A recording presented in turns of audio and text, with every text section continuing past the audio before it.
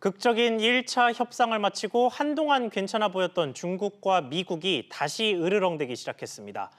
선공은 미국이 날렸는데요. 트럼프 대통령을 비롯해 미국 내에서 중국의 코로나19 책임론을 주장하고 나선 게 시작입니다. 관세를 부과하겠다는 걸 넘어 교역 중단까지 등장하고 또 중국의 통신 장비 업체 화웨이에 미국 기술이 들어간 반도체를 공급하지 못하도록 막겠다는 언급까지 나왔습니다. 여기에 중국도 격앙된 모습을 감추지 않고 있는데 이번 주 중국이 양회를 앞두고 있죠. 이 갈등이 어디까지 이어질지 관심이 모이고 있는데 미중의 서로 다른 속내와 향후 글로벌 경제에 미치는 영향 어떨지 분석해 보도록 하겠습니다. 양준석 가톨릭대학교 경제학과 교수 나왔습니다. 교수님 안녕하십니까? 안녕하세요. 네, 먼저 첫 미중 무역 분쟁도 화웨이로 시작이 됐던 것 같은데 이번에도 또 화웨이가 문제가 됐습니다. 이 미국 상무부에서 화웨이 관련된 수출 규정을 개정했다라고 하는데 구체적인 의미를 좀 짚어주시죠. 예, 뭐 앞에 기사에서도 나왔지만은 그렇지만은 미국의 기술이나 장비를 사용하는 업체라면은 미국 밖에 있는 기업이라도 파웨이의 그런 그 장비를 사용해서 만든 반도체, 그렇지 않으면 그 미국의 어떤 기술을 포함하는 반도체를 만약 그 파웨이에 수출할 때는 미국 정부의 허락을 받아야 되는데 미국도 이런 주의까지 했어요. 아마 허용되기는 거의 불가능할 거다. 네. 그런 얘기까지 했거든요. 그래가지고선 파웨이를 완전히 그냥 봉쇄하겠다. 그런 취지로 나오고 있고 최근에 또 미국 정부에서 파웨이가 지금 중국 정부 때문에 그 보안성에 문제가 있다. 그런 걸 다시 또 한 2주일 동안 또 다시 강조하고 있었습니다. 여러 차례 화웨이가 언급이 됐죠. 그래가지고선 그 다음에 또 물론 이제 지금 막 얘기했지만 그 코로나 독감의 책임론 같은 것도 이제 트럼프가 많이 강조하고 있죠. 트럼프 대통령이 하도 그냥 코로나 독감에 제대로 대비를 못했다, 대응을 잘 못하고 있다고 해가지고선 지금 상당히 비난을 많이 받고 있는데 그런데 최근에는 그 중국의 책임론을 좀 제시하면서 그리고 미국 내에 보수계뿐만이 아니라 일부 진보계에서도 그쪽에 같이 동참하면서 또 호주 같은 나라에서도 또 중국을 비난하기 시작하면서 좀 이게 어쩌면은 그 중국을 잡을 수 있는 길이다. 그리고 이게 자기 지지도를 좀 높일 수 있는 길이다라는 그런 생각을 가지고 있는 것 같습니다. 네, 그렇군요. 자, 그런데 이렇게 제재가 나오면서 타격을 받은 업체가 대만의 TSMC라는 업체입니다. 이게 파운드리, 그러니까 위탁을 받아서 반도체를 생산만 하는 업체인데 화웨이에 공급을 하도 많이 하다 보니까 이번에 타격을 좀 받게 된 건데 그런데 TSMC가 최근 미국에 15조 원을 들여서 공장을 짓겠다고 발표를 했고 그 직후에 미국이 이렇게 TSMC에 타격을 주는 제재를 발표했단 말이죠. 이 둘 사이에 뭔가 좀 계획이 있었다고 해야 할까요? 이런 게 있었던 걸까요? 지금 정부나 TSMC에서는 이걸 다 부인하고 있습니다. 어떤 특별한 딜이 없었다고 얘기하는데 주요 미국 언론계에서는 다 그런 딜이 있지 않았느냐 그렇게 생각을 하더라고요. 지금 파웨이가 이런 문제가 생길 가능성을 완전히 예측을 못한 건 아닌 것 같습니다. 그래서 중국 측의 신문 보도를 보면은 지금 파웨이가 특히 여기서 문제가 되는 게 비메모리 그러니까 시스템 반도체인데 자기네들이 이런 문제를 대비해 가지고선 하이실리콘이라는 디자인 회사를 만들었지만은 그걸 생산할 수 있는 여력은 없기 때문에 그 생산은 다 TSMC에 맡겼었거든요. 그런데 TSMC가 이번에 아리조나에 그 공장을 세우면서 역시 그 미국의 기술을 쓰게 되니까 그렇기 때문에 그런 하이실리콘이 디자인한 그 시스템 반도체를 파웨이에 공급을 못하게 하는 거죠. 그래가지고선 그 문제가 생기는 건데 그런데 TSMC 사업의 한 10 내지 15%가 중국 그리고 그 중에서 대부분은 파웨이한테 수출을 한다고 하거든요. 그러니까 만약 이렇게 트럼프 제재 때문에 대만에 중국에 이 시스템 반도체를 수출 못한다면은 TSMC도 상당히 큰 타격을 받게 됩니다. 10 내지 15%가. 그래서 아까 얘기했지만은 정부하고 TSMC는 부인하지만은 그래도 대부분 언론계나 관련자들은 어떤 딜이 있을 거다. 그러니까 미국에서 특별 수요를 받든지 아니면은 그 TSMC에 대해서는 파웨이에 수출할 수 있는 특별한 어떤 라이센스를 준다든지 아까 얘기했지만 허용은 안 한다고 얘기는 했지만은 그래도 TSMC한테는 줄 거다. 또 그런 선제가 없는 건 아니거든요. 미국이 자꾸만 파웨이를 공격을 했지만은 또 공유 친 다음에는 또 다시 뭐 허락을 약간씩 주던지 해가지고 완전히 조이지는 않고 있기 때문에 대부분 그 언론계나 관련자들은 뭔가 딜이 있었다고 생각을 하고 있습니다. 그렇군요. 자, 중국은 어쨌든 강하게 반발을 하고 있습니다. 만약에 미국 상무부의 발표가 그러니까 화웨이의 제재가 실제로 이행된다면 미국 기업을 상대로 우리도 제재를 하겠다. 뭐 이런 식으로 이제 공공연하게 이야기를 하고 나섰는데 실제로 중국의 보복이 좀 이루어질 수 있을까요? 보복에 대해서 위협은 하겠죠. 그런데 만약 미국이 실제로 그걸 친다면은 중국도 아마 다시 칠 가능성이 클 것 같습니다. 예.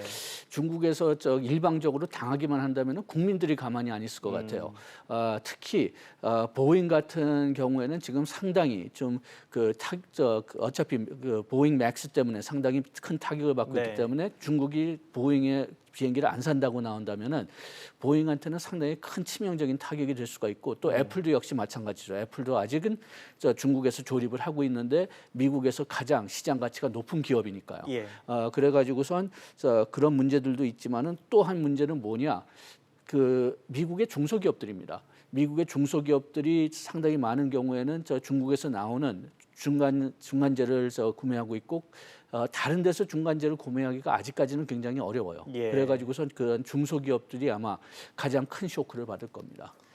그렇군요. 자, 그리고 중국에서는 이번 주에 양회가 예정돼 있는데 어떤 메시지가 나올지 좀 주목이 되고 있습니다. 지금 특히 상황이 좀 이렇게 되다 보니까요. 그래서 트럼프 대통령이 1차 무역 합의를 잘 지키고 있는지 발표할 거다 뭐 이런 얘기도 있는데 관련 언급이 좀 나올까요? 관련 언급이 나올 수밖에 없을 것 같아요. 최소한도 그냥 시진핑 그 주석의 어떤 그 대응을 지지한다. 그런 식으로라도 나와야지. 만약 지금 불련이 보인다면 뭐 첫째로는 뭐 중국의 공산당에서 불련 나오는 거는 뭐 거의 볼 수가 상상할 없는 수가 거고. 없죠. 네. 예. 그리고 이렇게 해야지만 또 나중에 1대1로 시진핑하고 트럼프하고 협상을 할 때 서로 그냥 어떤 동등한 입장에서 좀 협상을 할 수 있게 해주는 거기 때문에 예. 거기에 대해서 지지한다는 그리고 미국의 그런 조치를 반대한다는 그런 언급은 나올 겁니다. 그렇군요. 자, 문제는 우리나라 기업입니다. 우리나라 삼성전자와 SK하이닉스 모두 미국과 중국 양쪽과 동시에 거래하고 있는 뭐 세계 최대 반도체 기업이다 보니까 양쪽에서 이렇게 싸우면 당연히 양쪽 모두의 주목을 받을 수밖에 없어서 특히나 좀 부담이 되는 상황일 것 같은데요. 특히 그렇지 않아도 불황인 반도체가 이번 문제 때문에 더 큰 타격을 입게 되는 것 아니냐 이런 식의 우려도 있는데 어떻게 보십니까? 아직까지 해석하기로는 1차적인 피해는 없을 걸로 보고 있습니다. 왜냐하면 우리가 지금 비메모리 반도체를 주로 수출하는 게 아니라 메모리 반도체를 주로 수출하고 그렇게 되니까 미국의 기술이나 장비는 그렇게 많이 쓰지 않는다. 그렇게 보고 있어가지고선 우리가 직접적인 타격을 받지는 않을 것 같은데 예. 중국의 스마트폰 판매가 떨어지면서 나오는 어떤 2차 감소나 그렇지 않으면은 트럼프가 이제 다른 나라들도 같이 동참해달라고 그렇게 하는 요청이 있는 경우에는 타격이 있을 것으로 일단은 예측을 하고 있습니다만 그렇지만은 아직까지 트럼프가 그것까지 물어보진 않았거든요. 예. 그러니까 지금 경계만 하고 있는 단계입니다. 그러면 실제로 트럼프 그리고 뭐 중국에서도 우리나라의 동참을 좀 요구하려는 이런 움직임이 벌어질 가능성이 있다고 보십니까? 아무래도 그냥 좀 편을 선택하라. 그런 요청은 둘 다 있겠죠. 예. 그런데 여기서 기억해야 될 것은 트럼프 대통령이 이렇게 강력하게 나오는 이유 중에 하나가 재선 문제입니다. 예. 지금 코로나 독감 때문에 재선 가능성에 상당히 큰 타격을 받았거든요. 그래서 이번 11월에 재선을 하는데 만약 트럼프가 진다면은 그러면은 여기에 그 중국에 대한 제재는 어느 정도 계속 될 것 같지만은 지금같이 심하지는 않을 것 네, 같고 태도가 좀 변화될 가능성이 그렇죠. 그다음에 외국들한테 그 동참을 해달라고 하는 것도 좀 많이 약화될 것 같거든요. 그러니까 일단은 우리는 11월까지 버티는 거죠. 어떻게 그냥 양쪽 어떻게 눈치 보면서 11월까지는 좀 기다려야 된다고 생각을 하는데 트럼프 대통령이나 중국도 그건 모르는 건 아니거든요. 예. 그러니까 또 그쪽에서는 결정을 11월 빨리 전에 하라고 결정을 하라고 하겠죠. 그렇게 또 네. 압력이 나오겠죠. 그렇군요. 자, 그리고 지금 말씀하신 트럼프 대통령이 조금 뜬금없는 이야기를 하나 더 했습니다. 강달러 선호 발언인데요. 이게 트럼프 대통령이 바로 직전까지만 하더라도 연준을 공공연하게 굉장히 이례적으로 압박하면서 제로금리로 내려라, 달러 가치를 낮춰라 뭐 이런 식으로 이야기를 했는데 정반대되는 발언을 갑자기 한 거예요. 이게 속내가 뭘까요? 뭐 속내라고는 그냥 뭐 재선할 때 그냥 좀 잘 네. 보이게 하는 그럼 게 그냥 재선과 속내인 것 같습니다. 강달러의 연관관계는 뭐죠? 이렇게 그 트럼프 행정부 내에서도 트럼프는 개인적으로는 약달러를 주장했지만은 예. 재무부에서는 강달러를 유지해야 된다고 나왔었어요. 그 미국의 전체적으로 금융계에는 이게 미국이 갑자기 약달러로 간다면은 금융시장이 혼란될 것 같고 그 다음에 또 미국 그 금융계에서는 손해가 클 거로 달러의 가치가 떨어지니까요. 기본적으로 자금 유출이 발생할 테니까요. 예, 그러니까 그리고 또 기축 통화에 대한 그런 어떤 염려도 있고, 네. 그래가지고선 금융계하고 재무부는 그렇게 트럼프 대통령의 약달러 압력을 그렇게 좋아하지 않았습니다. 그런데 지금 코로나 독감 때문에 안전 자산을 찾는 단계에서 어차피 강달러가 됐거든요. 그러니까 뭐 금융계가 좋아하는 거 했으니까 네. 그러니까 뭐 자기는 개인적으로는 뭐 약달러 좋아했지만은 그 결과의 의도를 끼워 맞췄다는 거죠. 예, 그러니까 뭐 너희들 원한 거 했다. 네. 그렇게 뭐 해서 가지고선 자기 자신을 홍보하는 걸로 그렇게 보고 있습니다. 그렇군요. 자, 그런데 문제는 이렇게 달러가 강해지면 반대로 달러가 비싸지니까 우리나라 입장, 그러니까 신흥국들 입장에서 달러를 조달하는 데 비용이 많이 들 수밖에 없고 또 근본적으로 강한 달러에 대한 선호 현상 때문에 신흥국 우리나라 시장에서 자금이 빠져서 미국으로 갈 확률 가능성이 좀 높단 말이죠. 이게 타격이 실제로 좀 있을 거라고 보십니까? 지금도 뭐 이미 어차피 조금씩 있습니다. 예, 지금 그러면 트럼프 대통령의 발언이 추가적인 타격을 미칠 수 있을 거라고 추가적인 보십니까? 타격은 아직까지는 없을 것 같은데요. 예. 그런데 근본적으로는 문제가 아무래도 지금 글로벌 경제가 하도 좀 취약한 상황이기 때문에 그렇기 때문에 지금 그 외환 위기가 날 수 있는 국가들이 몇 개 좀 있습니다. 아르헨티나, 베네수엘라 그런 데는 지금 뭐 옛날서부터 그냥 외환 위기 드러날 가능성이 있는데 예. 이번에 강달러 때문에 그런 가능성이 훨씬 더 심해지는 거죠. 우리나라는 지금 뭐 외환 보유액도 뭐 충분히 있고 이번에 그 통화 수합도 했기 때문에 그렇게 위험하다고는 보지는 않습니다만 그렇지만은 지금 아무래도 그냥 글로벌 경제가 너무나 좀 험난한 상태고 그 다음에 모든 국가들이 지금 정부 재정을 늘리고 있기 때문에 지출을 할 수 없이 늘리고 있기 때문에 그 국채가 늘고 있고 그래가지고선 과거보다는 지금 훨씬 더 좀 외환 위기가 어디선가 터질 수 있는 가능성은 더 높아졌다고 보지만은 그렇지만은 또 뭐 재정 지출을 그렇게 늘리지 않으면은 국내 경제가 그렇게 심하게 나빠지기 때문에 또 외환 위기가 날 수 있다. 예. 우리나라뿐만이 아니라 다른 나라들도요. 그렇게 되니까 이게 어떤 면에서는 이런 위험을 감수할 수밖에 없는 단계에 왔다고 그렇게 생각해야 될 것 같습니다. 그렇군요. 자, 그리고 앞서 말씀하셨지만 트럼프 대통령의 이런 오락가락한 행보 그리고 중국에 대한 다소 과도해 보이는 공격 이런 것들이 다 대선 때문 아니겠습니까? 이게 지금 대선을 보면 결국은 코로나19가 계속해서 문제가 되고 있거든요. 뭐 브리핑을 할 때마다 코로나19 관련된 지적을 받고 비판을 받고 뭐 이런 식으로 진행이 되고 있고 또 잠잠하던 오바마 전 대통령도 트럼프 대통령을 비판하고 나섰어요. 이게 지금 미국 대선 판도가 돌아가는 상황은 좀 어떻게 보고 계십니까? 지금 이번에 트럼프 대통령이 많이 불리해졌다는 게 사실입니다. 여기서 지금 여론 추이를 보여주고 있지만은 끝에 가서 미국의 선거제도에서 중요한 것은 각 주마다 예. 누가 이기느냐가 더 중요해요. 예. 왜냐하면은 미국의 그 제도가 상당히 좀 우리가 보통 생각하던 그냥 뭐 순수하게 투표율에 대한 게 아니라 주를 몇 개 이겼느냐, 특히 예. 큰 주를 몇 개 이겼느냐에 따라서 그게 달라지거든요. 예. 그래서 트럼프 대통령이 2016년을 봐도 득표율이 50%가 안 됐거든요. 그럼에도 불구하고 큰 주에서 많이 이겼기 때문에 거기서 트럼프 대통령이 이제 대통령이 된 건데 이번에는 지난번에 큰 주에서 좀 트럼프 대통령이 간신히 이긴 주들이 몇 개 있었는데 예. 지금 아무래도 여기서 이 코로나 독감 때문에 그 주에서 좀 불리하게 된 거죠.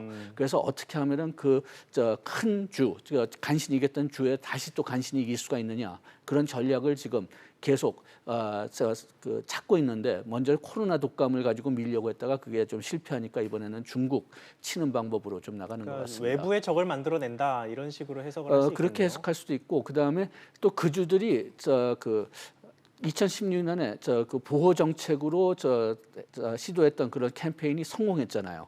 이번에는 그 좀 포커스를 좀 중국으로 좀 좁히긴 하지만은 그래도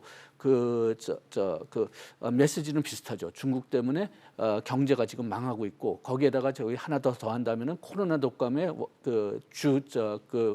주원인이 중국이다. 거기까지 가해가지고선 다시 중국한테 그 책임을 돌리면서 자기 지지도를 높이려고 하는 거죠. 그렇군요. 자, 그리고 우리나라 입장에서는 사실 뭐 미국과 중국이라는 거대 공룡들 사이에 낀 뭐 새우가 되지 않을까 걱정이 되는 측면이 참 큽니다. 그래서 향후 미중 관계가 어떻게 흘러갈지 전망과 함께 우리나라의 대응 방법이 있다면 어떤 게 있을지도 좀 설명해 주시죠. 지금 11월까지는 미중 관계가 그렇게 좋아지진 않을 것 같습니다. 예. 너무 사이가 나빠지면은 지금 코로나 독감 때문에 세계 경제가 너무나 좀 취약한 상태이기 때문에 예. 어느 정도 자제를 할지는 모르겠어요. 자제를 할지는 모르겠지만 근본적으로 서로 좀 관계가 좋아지진 않을 거라고 보습니다. 11월까지는. 예. 그렇게 되니까 그때까지는 계속 이렇게 그 혼란이 클 걸로 예상하고 아까 얘기했지만은 11월 이후까지 만약 트럼프가 재선된다면은 그러면은 문제가 더 악화될 가능성이 있지만은 트럼프 대통령이 재선되지 않는다면은 문제가 조금 더 완화될 수가 있으니까 우리 입장에서는 그때까지 어떻게 좀 잘 버텨야죠. 그래서 아까 얘기했듯이 양쪽 눈치 보면서 그냥 어느 정도 수습하면서 그냥 중간을 가는 길이 가장 좋다고 생각을 하는데 예. 트럼프 대통령이 그 11월 전에 답을 달라고 밀 가능성이 미중 상당히 양국이 큽니다. 다 두고 보지 않을 것 같아서 특히 우려가 되는데요. 특히 그 트럼프 대통령한테는 11월 전까지 자기 지지도를 높여야 되니까요. 네. 그러니까 트럼프 대통령이 여기서는 조금 더 빨리 우리나라의 어떤 결정을 요구할 수가 있다고 봅니다. 알겠습니다. 오늘 말씀 여기까지만 듣겠습니다. 지금까지 양준석 가톨릭대학교 경제학과 교수와 이야기 나눠봤습니다. 교수님 오늘 말씀 감사합니다. 고맙습니다.